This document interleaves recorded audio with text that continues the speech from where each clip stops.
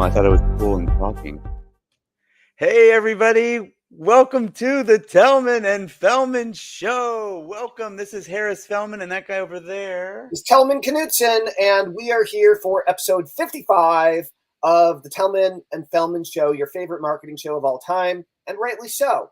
Rightly so. Today we're going to be talking about the future and evolution of direct response marketing, part 2. We talked about this in episode 53 2 days ago, and we still have more to say, and so does ChatGPT, as it turns out. So we're going to have a little chat, but today is a special episode. Harris and I are here as co-hosts, and we don't have a special interviewee. And so if you are watching us live and you jump on, today's episode is probably going to be around 30 minutes. And so you have a limited window to join us live and ask your questions, share your opinions, or just say hi. So if you want to do that, direct message us on Facebook, either Harris or myself. Let us know, and we'll give you a link to join us. And Harris, I think I dropped that link in the private chat so that we both have it for the invite link. If somebody wants to join us on video live and say what's up, please. I'm not going to just drop that. We at least need to make sure it's somebody we want to have on. Right? Yeah. I'll private message you. But I mean, the only people that would actually say something are I find are usually like reasonable human beings who have video cameras and know how to. Yeah, but I don't want to make that. I'm saying I don't want to make that public, even for like future.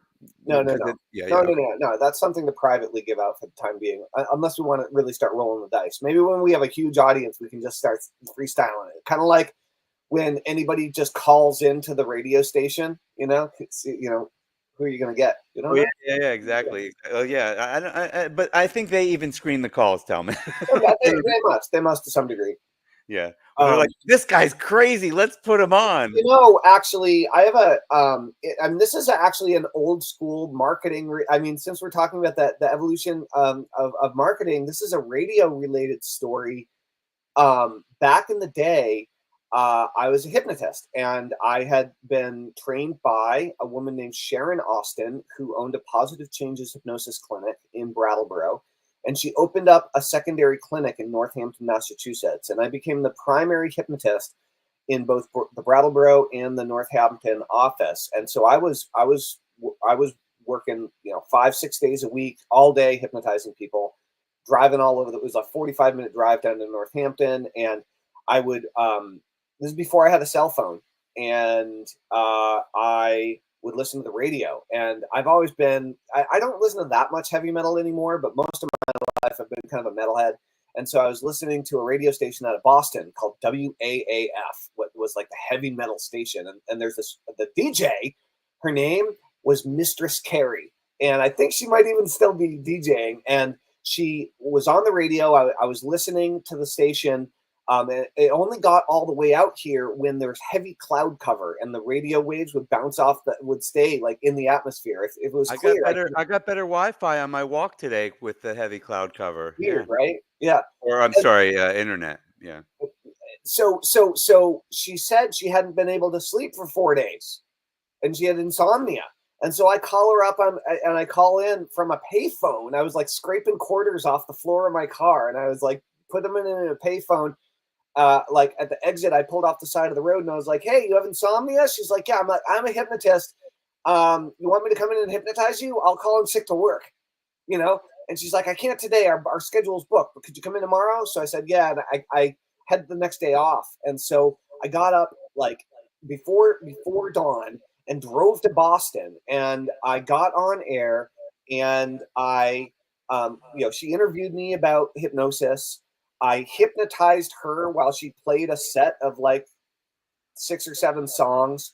And then she brought people in she didn't tell me she was going to do this, but she invited the community in for me to hypnotize them to quit smoking. And we packed like 40 people into this little tiny room in the back. And I stood up on a folding chair, and everybody was standing up, packed in like sardines, and I hypnotized them all to quit smoking. That's crazy. And it launched my hypnosis career in Boston, because so many people heard the radio station, and then word of mouth started spreading. I started going, and I had a hypnosis. I still have a hypnosis briefcase. It was metal, and I created a recording studio in a box with a CD player and a cassette tape recorder and phones and a little mini mixer that I got at Radio Shack. And I would go in the lobby of AAF, WAF, because they had a brand new building, $500 a session. I would hypnotize executives in the lobby of that building and hand them a tape when I was done, and then I'd drive back to Vermont at the end of the day. And it was really cool because let me ask you a question. So when that very first one, so it's airing and you're hypnotizing people. Can the audience hear the hypnosis of? No, I had enough knowledge and experience to realize that like it's not good to listen to hypnosis while you're in a car and driving, you could or when you're really trying to pay attention to something.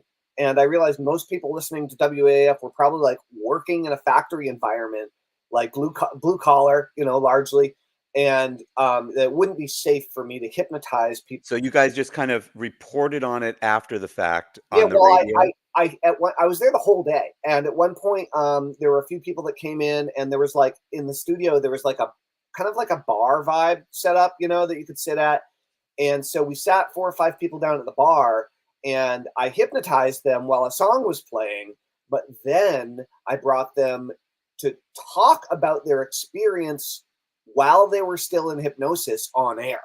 So it was kind of like stage hypnosis that way, in that people explained what it was like to be hypnotized while they were hypnotized, but I didn't bring people. You didn't do the induction. You didn't do. I didn't do the induction on air because I thought that would be dangerous. The other question I have is, was this early? Was it too early in your career to do a call to action? So now you're on the radio. Oh no, I was smart. You have to understand that. Like my first business, I was 19, right? And I was selling salsa. Like I had a bunch of businesses before I became a hypnotist. Uh-huh. But I was making money either working for my trainer and teacher for like $15 an hour, or I was doing private sessions at $75 a session, like house calls, right? And so in Brattleboro and local in Vermont, it was $75 a session, but in Boston, it became $500 a session. So you did a form of direct response marketing on the radio. I think impromptu. that I must have given out my business name and phone number, or so I must have given out my phone number. So if you'd like Tellman to do this for you as well, or if you'd like me to do this for you as well, just reach out to me and let me know that you heard about it on WAAFM or WAFM, whatever it was. And, yeah. And I'll be sure to give you that $100 discount or something like that. For the next 2 weeks, Mistress Carrie was raving about how well she was sleeping and how relaxed she felt and how stress didn't bother her anymore and all these things. So it was like, there's the real secret. Have a great product that people rave about, right? That's right. So do you mind if we get to the that was great. That was a good story. So let's get to direct. I just want to run through the history. I don't want to go all the way back to the 1700s like we did 2 days ago, but basically origins in print media, which most people would probably know, but that's the early 20th century. Direct response marketing began to take shape in the early 1900s with print advertising. Claude Hopkins, author of Scientific Advertising, emphasized testing, measuring, and refining advertising efforts. So he must have had a way in a newspaper, because it was only they're just talking about print, right? Going to print media. Maybe he also did postcard mail as well. It's not talking about that, but like, oh no, it does. He does. This is when they saw the rise of mail order catalogs. So they would just send catalogs to people, right? We used to just send the full catalog to people and say, you want to order something, get it. And then next was growth. The mid 20th century was big growth through radio and television. So it had the roots in print. Then it goes into that. I just want to run through these so that we can get to the future stuff, because I think that's going to be really interesting for us. Yeah, totally. I haven't read them all either.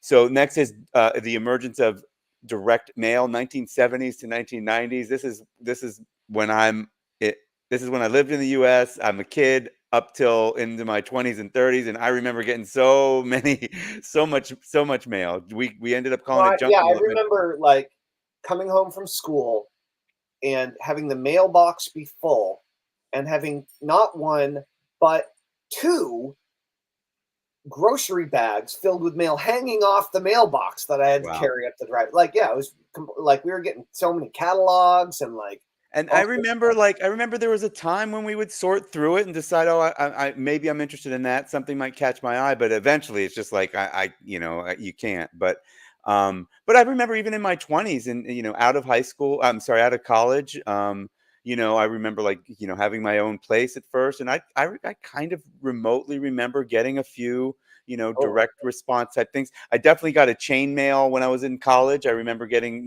some sort of chain letter. They somehow got my address in at my not in my dorm, but it was like after the dorm in an apartment. But anyway, after that, we've got the digital revolution where you and I are familiar. That's it says the 1990s to 2000s. Introduction of the internet in the late 1900s. I'm sorry, in the late 1990s and early 2000s when we really came onto it. Well, actually, I was around it in 98. So sure, I was doing email marketing back then. So um, offering unprecedented targeting capabilities and measuring outcomes. This era also marked the rise of digital advertising platforms like Google AdWords, which allowed pay-per-click advertising that could track immediate responses. So yeah, that's when we really picked up in it. And then it's talking about social media and automation in the 2010s. Saw social media platforms like Facebook and Instagram transform direct response marketing. That's an interesting word for it. The ability to micro target users based on detailed data profiles ushered in an era of hyper personalized advertising. Like, your name on a t-shirt was, I don't know if yours ever was or mine, but more common name. I guess it didn't matter, right? They could do a print on demand and do it. right. Marketing automation software. It doesn't say like ClickFunnels, but also became prevalent, allowing marketers to build detailed customer journeys with automated follow-ups. So that's like, autoresponders and stuff like that. Current trends. Today, direct response marketing is increasingly data driven with AI and machine learning playing significant roles.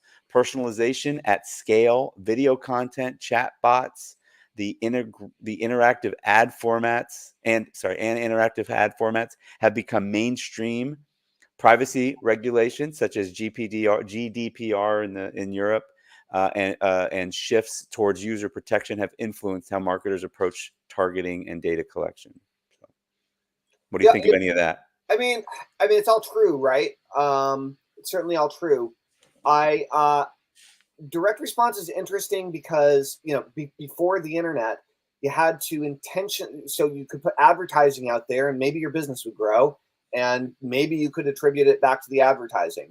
Like if you put up a billboard and you throw up your main phone number on it, you don't really know is the are the new customers coming in from that billboard or are they coming in from the yellow pages, right? I mean, like back Well, that's what I was about to say, though. On the early thing, like in a newspaper, you could know, you could have a different yeah, phone number for each yeah. one. Well, that's what made it direct response, is having a tracking mechanism. Right. And the Right. idea is, Broadcast television, you usually don't have it's very difficult to do a tracking. You get to put one commercial on national television or local television. That's it. right.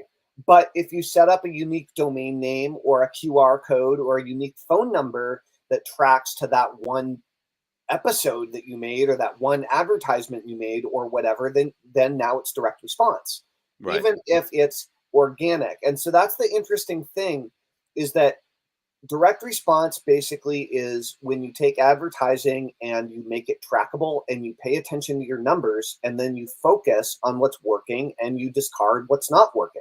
Right. And what the internet has done, slowly but surely, is it's made that part more automatic. It's just that not everybody looks at their numbers. So it is like almost everything is tracked now, even all the organic stuff almost is all tracked almost automatically, right? And there are very easy tracking tools that you can put into place with all of your paid or your social organic stuff. I'm reminded of a saying that I heard from Joe Polish in the 25K Genius Network, which was, that which is tracked improves, that which is tracked and reported on improves exponentially. And I mean, honestly, it's a it's similar to 75 hard. Like we're tracking our actions around, these exercise, water intake, these types of things, Food. food, and we're reporting on them, if nothing else, then either in the app or on a notebook, right? To make, check the items off the list to make sure you knock those things out. And lo and behold, when you track them and you report on them, you hit them more often than if you don't, than if you're just like wishy-washy about it and you don't think about it. And so it's true with fitness, it's true with weight loss, it's true with money, right? And so direct response is really allowing you to, like, from my perspective, look at those numbers and focus on improving them, Right. a little bit more And every day. scaling what's the best, scaling the That's right. best, That's right? right. Making, or at least making your best choices to try to scale what seems to be the best. It's Right. there's a lot of creativity involved, but looking at the numbers and um, working on them, just the act of doing that improves your results dramatically. Like Yeah. the fact that you're engaging in that activity consciously, and so um, I think that's the root of direct response. Yeah, I think so. I think that's fair. Well, let's move into the future. So I'm gonna. I've got two. I asked it to go far future as well as recent future. So there's a next 5 to 10 years, which you and I will probably like have something to say about, and then far future we might be like, whoa. Oh, okay, I don't okay. know. I'm very interested in hearing what GPT predicts about the far future. That sounds Right, cool. right. So for the near future, we've got AI-driven personalization. So I mean, you and I think, still need to absorb where we're even at with AI as it is to as it applies to direct response marketing. For sure. Let's talk about that for a second, right? We know that it's being used to create. So let's go back, right? It said social media is super important. It's being used to create content much more quickly that gets put out on social media, and of course, you can probably track that, right? You could track each of those videos that you put out Right. if you wanted to, right? And well, I mean, it is being tracked. What am I talking about? You open up Instagram How many and views you do you click, have? How many likes do you have? I it's mean, all there. Yeah. And then you can and look at the 10 that you put out and see which one did best, and do more of that. I mean, try to and figure out then why how it did how best. many clicks on the link did you get in your bio? And that's hopefully run through some sort of a tracking link so you can see directly how many people are coming from Instagram or TikTok or whatever. Yeah, Mhm. absolutely. So anyway, AI driven personalization. AI will take personalization to an unprecedented level, allowing marketers by the way, this is a prediction from a robot. So don't go start a business based on it just yet, unless you absolutely agree with it on your own. Um, Allowing marketers to create real time adaptive campaigns that respond to user behavior instantly. Expect AI to generate highly targeted ad copy, optimized email sequences, and video content based on user preference and interactions. All How's right. that sound? How's that sound to you? I mean, it kind of sounds like it's already happening, honestly. I mean, it's you pretty know, close, right? Like the having chat discussions, but it's saying that, like, sorry, saying having chat discussions that are AI run for sales or pre-sales or stuff like that. Like, we've had Jeff Mills on. He has a company yeah, that's I mean, doing yeah, that. yeah. People have AI chatbots and voice chatbots that are calling people on the phone and closing sales. Like that is happening right now. Right. But this is saying, okay, I think different than that, it's saying it's going to take personalization to an unprecedented level, meaning every email is going to be different, and somehow I guess we need to get out. Let's go into.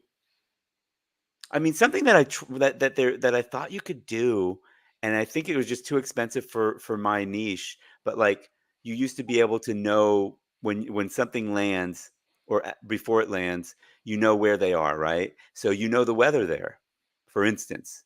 Right, So we're gonna send 100 emails to 100 different people. They're all in 100 different places.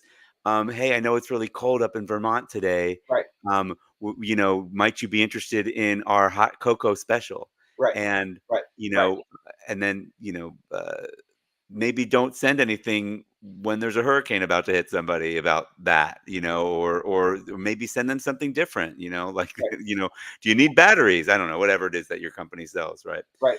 So it's actually saying like knowing the data, but then going deeper than the weather is pretty surface level, right? It knows a profile, a personalization profile, right? A personalized profile, a personality, and maybe what they do for a living, or at least their income, and Right. all the things that we do have that Well, data on.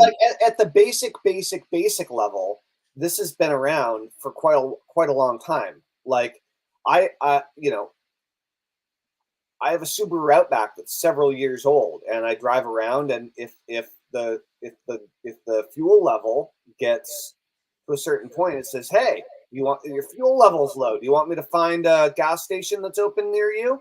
Who Right? says that? My car, Yeah, right? okay. Like I get a message from my car. Now, like that's obviously not really my personal preference, but it's taking data from my car, which is really kind of like an extension of me, right? Right. So like that's a super basic version that doesn't really need AI to pull it off. But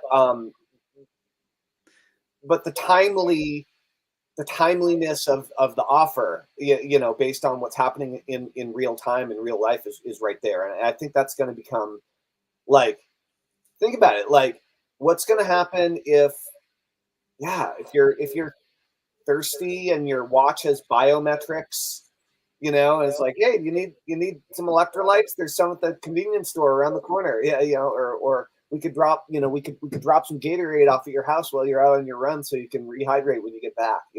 Yeah, so you're even thinking about it combining with the IoT, Internet of Things, like the fact that we've got all these things that are looking at us right in that moment. Yeah. Well, and Um, we're all complaining about, Facebook. I mean, I'm complaining about it for years. Facebook listening in on conversations and serving up organic or ads that are entirely based on conversations that I was not having with Facebook, that I was having with a human, while my phone with Facebook on it was in my pocket, right? And yeah. so most of us have experienced this, I think. I Um, actually haven't, because I haven't lived in the US for 11 years. I think that's allowed in the US, and not, GDPR definitely would not allow that level of sniffing right, for, right, you know. right. So let's jump into the next one. By the way, I just noticed I look quite tan. It looks like I just came back from Barcelona. I didn't realize how, walking around a little bit in the sun can get you looking In a hurry. darker. Yeah. All right. So, voice and conversational commerce, voice search, and smart assistants like Alexa and Google Assistant will become crucial touch points for direct response marketing. Marketers will need to develop strategies for voice activated calls to action and seamless conversational commerce experiences. Dude, so this isn't quite conversational, but I had a really cool experience with my girlfriend recently. So she has this pair of magenta pants that she Do we need loves. to tell parents to tell their kids No, no, to? no, no. Oh, okay. Okay. It's a magenta pants, and she got them, I think maybe secondhand or something. And she, I don't know if she cut out the label or what. But there was no label on them. There was no brand. There was no reference of who made them, and she loves them. Um, and recently, another family member commented on them and whatever, and she couldn't figure out where to get another pair, and so we used the Google app. Right? I don't know if you've used the Google app or not, but get the app called Google, and you can just take a picture, and then it will analyze it, find out what it is, and where you can buy a pair. And within minutes, she had ordered another pair and got them shipped to her, and boom. And so it was like, so that's not quite conversational, but it is like real time interactive where, um, you know, You definitely could not have done that 2 years ago, wow, right? it's just incredible. It was Yeah, incredible. Yeah. yeah, very cool. Sorry, I was in a different window. But yeah, so voice and conversational commerce, right? So Well, that it means seems, that yeah, we'll be able to say, Alexa, Chat GPT or whoever, well, Chad. Yeah. Yeah. yeah, yeah. I mean, for sure, Um, you could kind of do it in ChatGPT now, like what you just described. I could put a photo of the pants in ChatGPT and it would find it, but it Yeah, but probably but wouldn't the find. reality is, if like when it gets to the point where you upload your credit card to ChatGPT and you click the interface that allows it to match, to connect into your Amazon account or whatever, then or maybe it's not ChatGPT, maybe it's another solution, another AI solution. But like, yeah, I mean, if we're talking to Amazon's AI and we're asking it to buy us something and show us a picture before we do the order while we're driving, I mean, that's basically what we're talking about. That's not far off. Like that's immediate future. Yeah. It's I wonder what I guess the tracking would be on your messaging, Yeah, right? they probably had it in Japan for 10 years, Yeah, ChatGPT is just looking at what's in Japan. So first party data emphasis. Okay, so this is more regulation future trend. Due to tightening data privacy laws, brands will focus more on first party. That means that they collected the data through loyalty programs, interactive content, and direct engagement strategies. The shift will drive more emphasis on building direct, trusting relationships with audiences. I mean, I think that trust with we've talked about this before, but like with the ever increasing amount of content being created via AI, which is inevitable at this stage, and not just content but sales material, right? Sales letters. We just talked about sales bots. Um, I mean, for the moment anyway, humans are overseeing this stuff. Humans are in theory editing what AI is creating and so on. But like we both know, we've both seen plenty of video clips that have been released with that a human clearly didn't do a very good job of editing, before it was rolled out, whether it's Yeah. and so in theory it's getting edited by a competent human, but not always in practice, right? So it's the situation where um keep I mean, in marketing we've said, know, like, and trust. If you want people to buy from you and want to do business with you, like, they need to know who you are, they need to like you, they need to trust you. Does all of that have to be true in order for anyone to ever give you money? Of course not, right? Like, if you're a hot, selling hot dogs on the street of New York City, and like there's no other food around and you're just hungry and you want to buy a hot dog, you don't need to know the person, you don't need to like the person, you don't even really need to trust them that much to buy a hot dog. Like, it's there, you can do it. We buy food from vending machines. There's no like and trust necessarily. And so, I mean, I guess the brand of the product that you're getting out of the vending machine. But if in an age where there's basically robots getting in the way, getting in between the humans that are doing business together, I think that trust, like genuine trust and connection, is going to become rare and exceptionally valuable. Um, I hope anyway. That's where I'm hedging my Yeah, bets. I think so. I mean, and that's, with content like instructional content, courses and stuff. School obviously really comes to mind as kind of being on the forefront of you being able to have a first person relationship with your audience and community, and the community also has a real Well, relationship. I mean, it's funny that you mentioned that, because so like, um, Harris, you and I are both going through a pretty cool school training right now, about how to build very successful communities on school. And the one that we're going through, a great deal of it is, I mean, the title has to do with automation, right? And interestingly enough, I'm noticing that there's an enormous amount of human interaction in that school group for something that's um, um, branding itself on automation, right? And so there is automation, but there's enormous amounts of actual interaction and leadership from real humans. Yeah, Um, but the automation allows them to have the time to do that and and leverage still keep and up, yeah. So yeah. really, no. I mean, I'm not saying And gives them automation is people horrific. to interact with. Right. Thanks to the automation pushes them up to their attention, the human's attention. Yeah. Cool. So the next one, this is the last one on. I mean, I'm sure we could ask for more, but the last one on the 5 to next five years or so. Interactive and immersive experiences. I read this ahead of you. My instinct is that I disagree with this.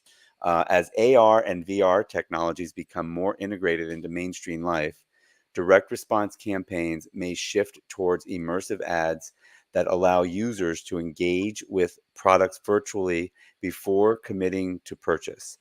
Interactive, shoppable videos and live streamed sales events, I didn't read it fully, will continue to rise. So my disagreement, my instinctual disagreement is I don't know if AR and VR is going to really get adopted like, the like we think in the movies. Like it's almost like, I guess once it gets to Star Trek holodeck level, maybe, but like I mean, I know we're heading towards putting less heavy things on our face, but putting something on our face, I mean, I think Apple has an interesting solution with, showing you what's going, like you've got basically ski goggles on and you can see what's going on the other side. So I had to look up like how much adoption is there so far, right? Global use versus US. Yeah. And then I wonder, I mean, I have one that I sold for pennies, like to be honest, because I had one for a VR, a Oh, good, like an Oculus or something. Oculus. I had an early, maybe it was an Oculus. Halo. No, that's not right. Anyway, and my son and I both loved it for a little while, and then we stopped using it. I mean, I got motion sickness on some of them. We had such a funny thing. So Jody and I got divorced and moved into separate households, and believe it or not, we haven't always got along really well since that divorce. Um, and one Christmas a few years ago, my son somehow ended up with two of the same Oculus, one in Okay. each house because of poor communication and friction. And so Okay. they were great. They were super fun for a little while. But yeah, they also kind of give you a headache, you know. So I mean, maybe I'm wrong, but and I'm wrong. I'm probably just more on the timeline, the 5 to 10 years, uh, before it. But I guess I was envisioning them to say something like everybody's going to have VR on their or AR on their faces all the time, and people are going to be able to layer direct response at them, But it's more like, hey, if you wanted somehow experience the product. A house makes sense. Go walk through a house. But I don't know. I guess somehow that's not direct response to me. But anyway, so how many people I'll just tell you. So about 171 million people in the world, it says, are utilizing VR technology. I question utilizing if it's sitting on the shelf and not being used. And then in the US, 50 million VR users, representing about 15% of the population. So 50 million people supposedly have a VR headset of some sort, I guess. Um, Market penetration, device. Anyway, that's not important. So anyway, you want to move on to future stuff, or do you have Yeah, any yeah. Let's thoughts move on on? to future stuff. Yeah, I think it will be cool if like you're playing a game and there's stuff, direct response advertiser, you're walking around Second Life type of stuff. But anyway, all right. So 10 years, 10 to 20 years and beyond. Number one, hyper integrated ecosystems. The concept of seamless cross-platform marketing cross-platform marketing ecosystem where users can respond to campaigns across devices, wearables, AR, connected cars, as you said, without friction will evolve. The the internet of behavior will leverage vast data sets to anticipate needs and offer hyper-contextual ads that can respond to emotions, biometric signals, and real-time environmental factors. All right. Well, I mean, it.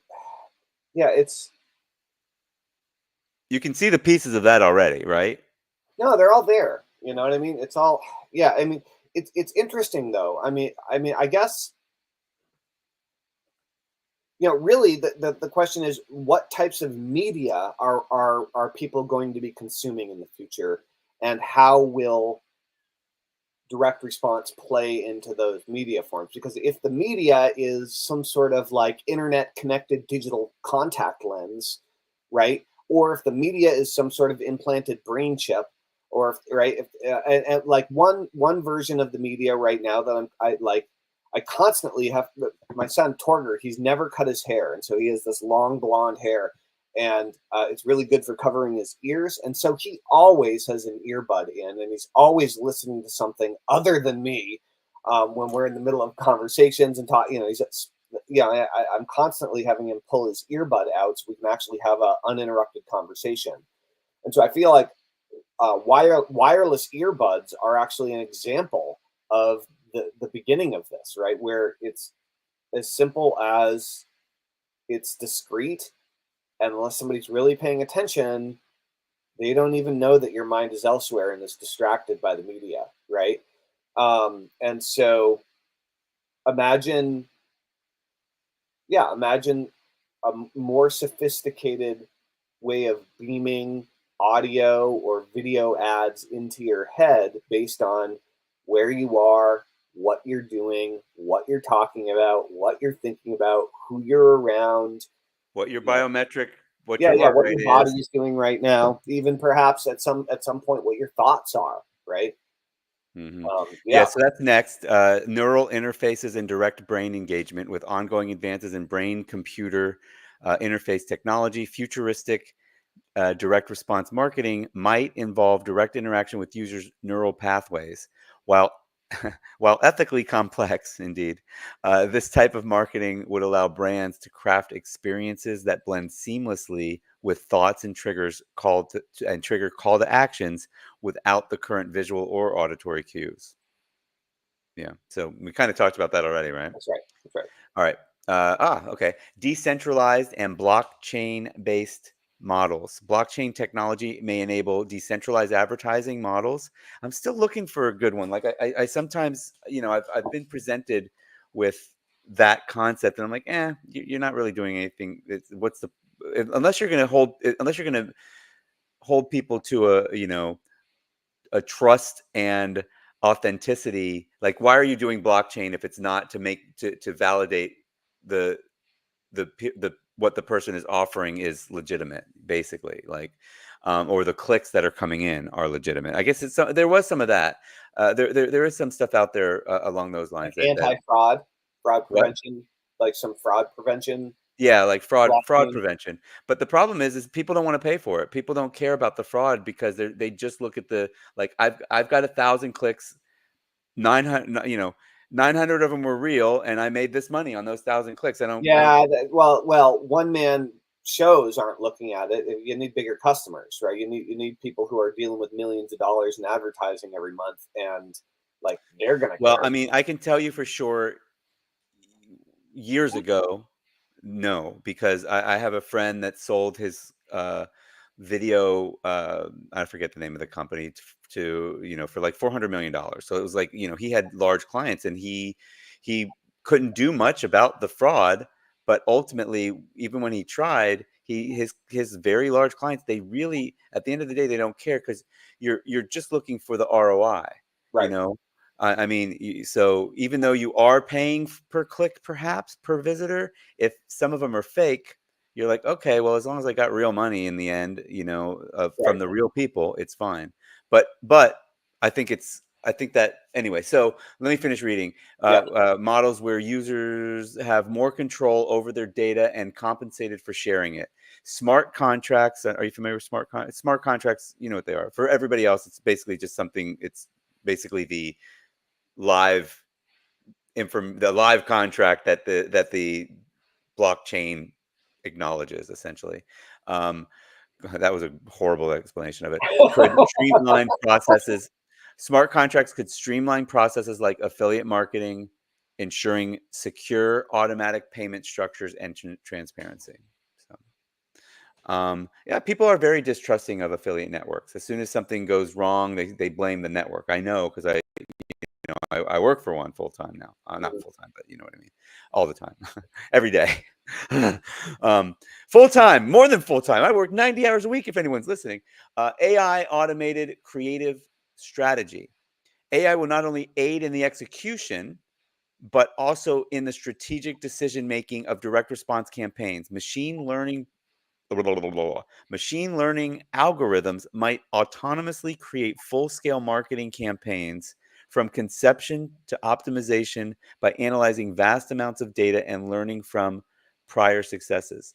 AI will not only aid in the execution, but also in the strategic decision making. So basically, buddy, hey Chad, I think it's way sooner than 10 to 20 years from now. I mean, that's Yeah, I feel like what ChatGPT is spitting out at this point is kind of like it's kind of vague and overarching. I mean, it's there's no nitty gritty to it, right? Like it's kind of like, oh, AI is going to get more involved in all the things that are already happening. Is kind of what I'm hearing.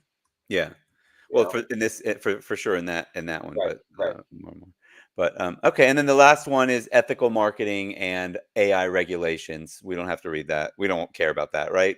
We didn't have Onyx and Gall on here. Anyway, as technology becomes more deeply embedded in consumers' lives, the marketing industry will likely face increased scrutiny and regulation regarding the use of AI and personal data.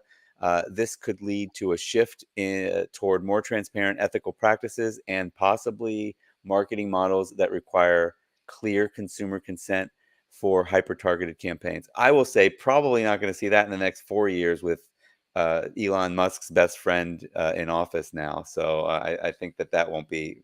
I think it's going to be more in the other direction, like less regulations, not more regulations. That's kind It's of the hard to direction. tell. It's hard to tell what's going to happen. But more or less regulations. AI is on the rise. More businesses are starting. More advertising platforms are being created. More ads are going to be served. That is going to continue to increase. We're going to continue to be inundated with more and different types of media and advertising. And whether it's the new social media app or some revolution, that happens in gaming, or or maybe it's virtual reality, augmented reality in some capacity. But I've got to say that my belief is that as a business owner and as an entrepreneur, the one thing that you can unquestionably double down on and compete on is your relationship with your customers, right? Connect with them more often, more deeply, more honestly, more authentically, meaning like my call them on the phone, talk to them, find out what's going on, help them. The better of a leader that you are, and the more supportive and helpful that you are toward your customers to help them move toward where they're moving, you will develop a lifelong relationship with them, and they will do business with you over and over and over again if you take the time to do that. Whereas most of your competition is going to be leaning on AI for the advantage. And I'm not saying don't do that. AI is awesome and you can do all sorts of cool things with it, but it's not going to give you an advantage because it's ultimately everybody has it and it's dirt cheap, right? So if everybody has the same tool and it's completely dirt cheap, how are you going to get ahead? You're not, so you can use it to do cool things and to do more than you would be able to do in your business already. But I would suggest that the relationship you have with the people that you're doing business with is going to be your ultimate trump card. Yeah, and I would say also to utilize AI and automation so that you have more time to do what you Oh, just said. totally. Yeah. I mean, as long as you're into it and curious about it and want to explore it and want to learn it, I would highly recommend that. I disagree. I think you be using AI. I mean, because your competition is. We can agree to disagree, but Yeah. I you're mean, not yeah, sure you disagree. no, I mean, I think you can. It depends on what game you want to play, right? Like there are so many people that are just not tech heads, that are not technology oriented, and are way more heart centered, and we're never going to convince them to build an AI robot of themselves. But like we Sure, can like convince them artists, to like care about, yeah, like artists. So we can encourage them to care about their customers more. You right. know, Well, we will need artists when AI is doing everything for us.